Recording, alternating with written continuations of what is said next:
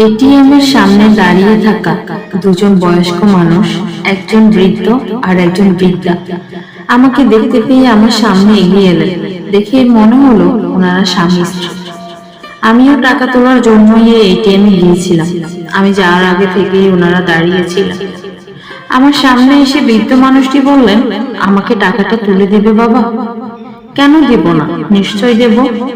আমি টাকা তুলে দেব শুনে এটিএম কার্ডটা আর একটা কাগজে লেখা পিন নাম্বার পাঞ্জাবির পকেট থেকে বের করে আমার হাতে দিয়ে বললেন, নাও বাবা। চলুন ভিতরে চলুন, আমি তুলে দিচ্ছি। না না, আমরা বাইরে দাঁড়াচ্ছি। ও তুমি তুলে নিয়ে এসে দাও। সে কি, আপনি চলুন, আপনার টাকা আর আপনি যাবেন না? সেটা হয় না। কেন হয় না বাবা? সব হয়। ও কিছু অসুবিধা নেই, সে বিশ্বাস তোমার উপর আছে। ওই ঠান্ডা ঘরে ঢুকলে আমাদের ভয় হয়। তুমি যাও, আমরা বাইরে দাঁড়িয়ে আছি। কি করব ঠিক বুঝে উঠতে পারছিলাম না। এতটা বিশ্বাস করে আমার হাতে এটিএম কার্ড এর পিন নাম্বার দিয়ে দিলেন। এমন সরল সাদাসিধে মানুষ কেউ আছে না? তা আমি বললাম, কত টাকা তুলবো? 2000 টাকা বাবা। যথারীতি 2000 টাকা তুলে নিয়ে এসে হাতে দিয়ে বলি, এ বাবা সবাইকে বিশ্বাস করবেন না, দিনকাল তো ভালো নয়। মানুষ যে কে কখন আপনাকে ঠকিয়ে দিবে আপনি বুঝতেই পারবেন না। টাকা তুলে নিলেও আপনি টের পাবেন না।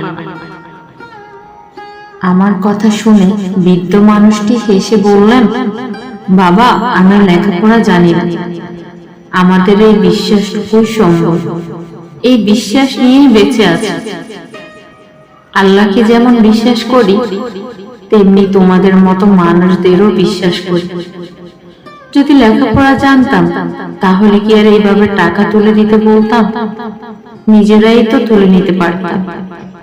আমাদের মতো গরিব মানুষকে কেউ ঠকাতে পারবে না। মানুষকে মানুষ কখনো ঠকাতে পারে না। আর যারা ঠকায় তারা তো অমানুষ। আর যদি কেউ টাকাটা নিয়েও নেয় তাহলে বুঝবো আমার থেকেও সে গরিব। কথাগুলো শুনে বেশ ভালো লাগছিল। তা আরো একটু কথা বলার ইচ্ছে হল। নিজে থেকে জিজ্ঞেস করলাম, তাই এই বয়সে আপনারা এটিএম এ এসেছেন? বাড়িতে আর কেউ নেই? না, বাড়িতে আর কেউ নেই, এই বুড়ো আর বুড়ি ছাড়া। দুজন দুজনের জন্য। আপনাদের ছেলে মেয়ে নেই? ছেলে মেয়ে নেই, আর ওই নিয়ে আমাদের দুঃখ নেই। আমার বউ তখন কাঁদতো, আমাকে বলতো খুব চিন্তা হয় বুড়ো বয়সে আমাদের কে দেখবে। আমি বউকে বোঝাতাম, আল্লাহর উপর বিশ্বাস রাখো, আল্লাহ যখন জীবন দিয়ে পাঠিয়েছেন তখন তার জন্য ঠিক ব্যবস্থাও করে রেখেছে, শুধু বিশ্বাস করতে হবে। আমি তো লিখতে পড়তেই জানি না, আমার বউ তবু নামটা লিখতে পারে। এই বয়সে এসে দুজন দুজনকেই দেখি, যেখানেই যাই একসাথেই বের হই। আমি কথাগুলো শুনছি আর পাশে দাঁড়িয়ে থাকা ওই বিদ্যার দিকে তাকিয়ে আছি। বয়সের ভারে যেন বিদ্যা অনেকটা ছোট হয়ে গেছে। ওনার বয়স 70 বা 72 তো হবে। রোগাটে একটা চেহারা।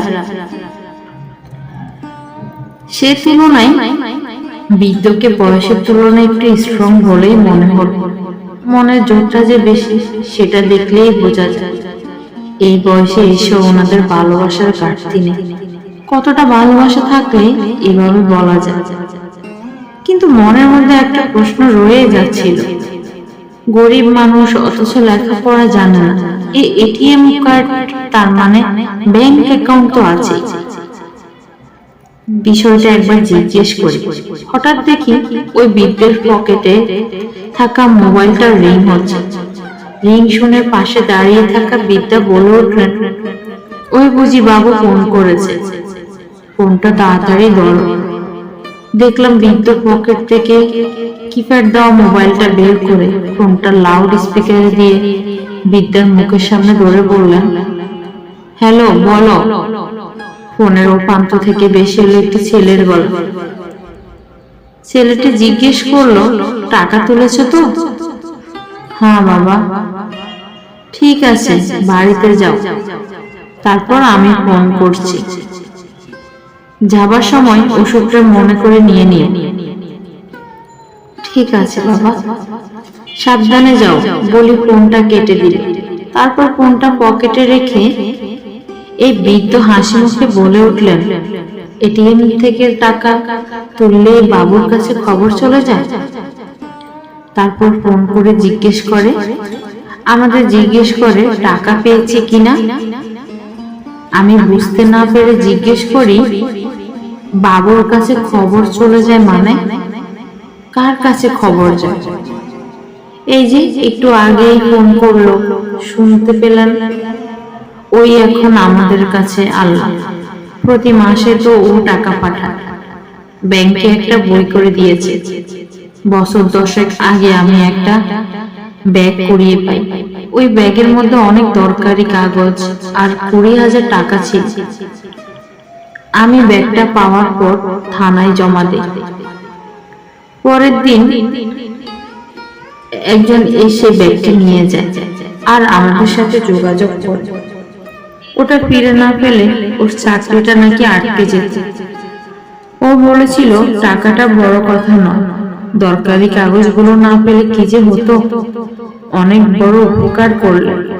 তারপর আমাদের এই অবস্থা দেখে ছেলেটি নিজেই বলেছিল, তোমরা আমার আর এক বাবা মা, আমি তোমাদের পাশে আছি। চাকরি পাওয়ার পর থেকে প্রতি মাসে টাকা পাঠায়। মাঝে মাঝে নিজের গাড়ি করে আসে দেখা করতে।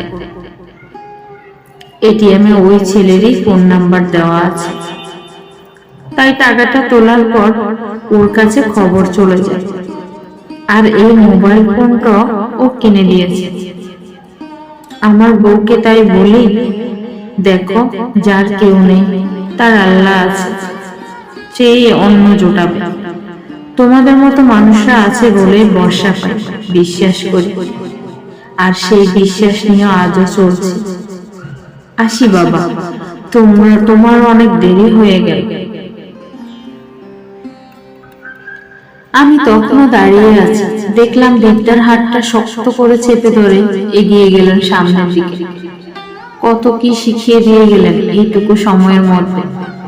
জীবনে বাঁচার জন্য অনেক অনেক টাকা লাগে সততা, আর লাগে বিশ্বাস ও ভরসা করার মতো একটা শক্ত হাত। এই শক্ত হাতটি থাকলে ভালোবাসার অভাব হয় না। জীবনের শেষ দিন পর্যন্ত ভালোবাসা যায়, শুধু বিশ্বাসটাই রাখতে হয়। সত্যিই তো, যার কেউ নেই তার আল্লাহ আছে। বুঝলাম আল্লাহ থাকে সবার পিছে, সবার নিচে, সব হারানো মানুষদের মাঝে, সবার মাথার উপর।